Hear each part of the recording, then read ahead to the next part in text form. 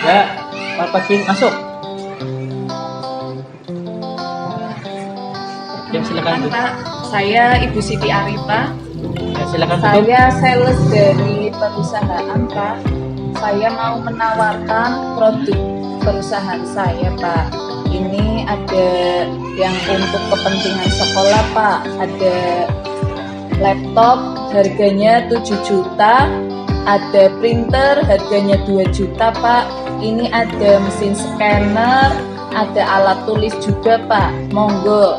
Aduh, Ini gimana? harganya lebih murah loh, Pak. Gimana ya, Mbak? Saya sudah punya supplier sendiri. Ini Gimana dilihat lagi, Pak. Dilihat lagi brosurnya ini, Pak. Ini laptopnya keluaran terbaru, Pak. Ini. Saya sudah punya sendiri, Mbak. Ini nanti. Kok mahal sih ini? Enggak, ini lebih murah, Pak, harganya. Nanti kalau Bapak mau,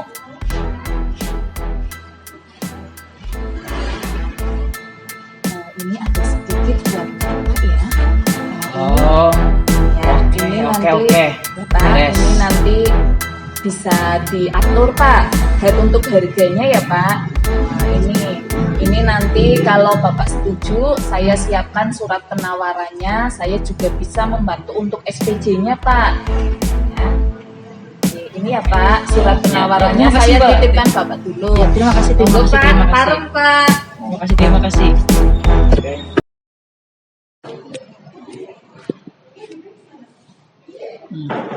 Permisi, Masuk.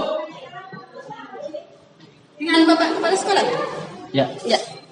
Saya dari pemeriksa keuangan, saya akan memeriksa SPC bos di sekolah ini. Bisa Anda tunjukkan kepada saya? Ini Bu. Oke. Saya pelajari dulu ya Pak ya. Ini SPC bos triwulan 1. Oke.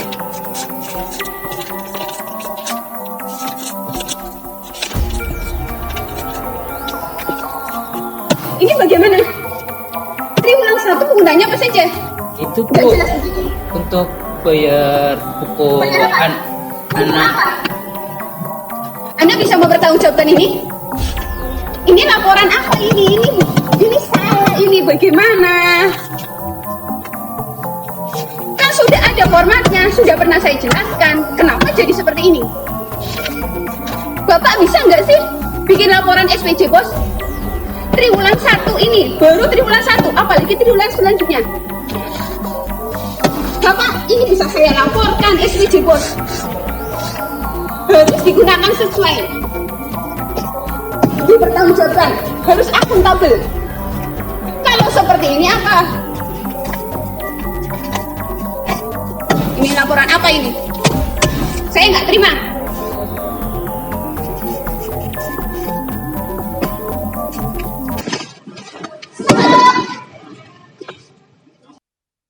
Berdasarkan Undang-Undang Dasar 1945 Pasal 31 Ayat 1 dan 2 bahwa setiap warga negara berhak mendapatkan pendidikan dan pemerintah wajib membiayainya.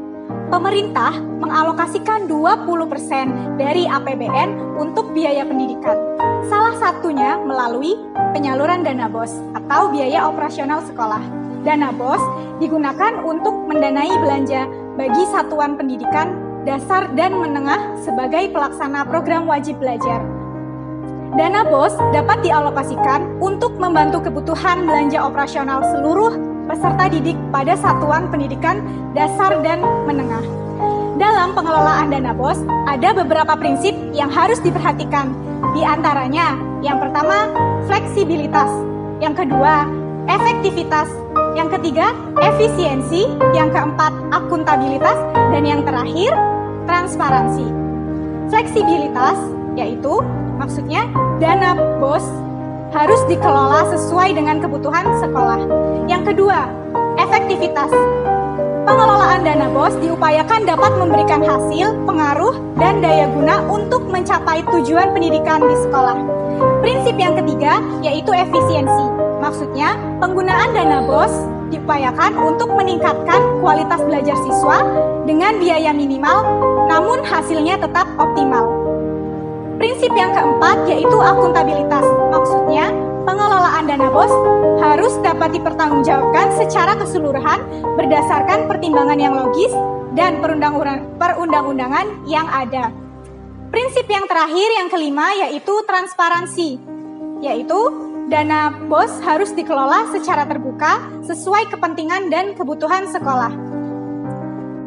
Jadi, pengadaan barang dan jasa pembelian dari dana BOS melalui mekanisme yang transparan, akuntabel, jelas, terpercaya, akrual untuk mewujudkan pemerintahan yang bersih dan baik atau good and clean government. Pelaporan dana BOS secara online diperlukan untuk efektivitas penggunaan dana BOS dan terciptanya birokrasi pemerintahan yang baik.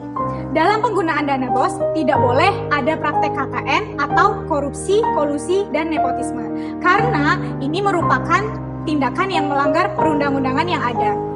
Korupsi merupakan masalah yang paling krusial yang dihadapi negeri Indonesia saat ini. Tindakan korupsi yang terjadi terentang mulai dari korupsi kecil-kecilan seperti yang sudah digambarkan pada video yang pertama tentang pemberian gratifikasi.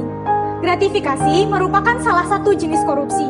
Kita sebagai ASN tidak boleh melakukan korupsi. Mari kita jadi ASN yang akuntabel dan anti korupsi. Jadi begitu Bapak Ibu. Oh, kayak kue.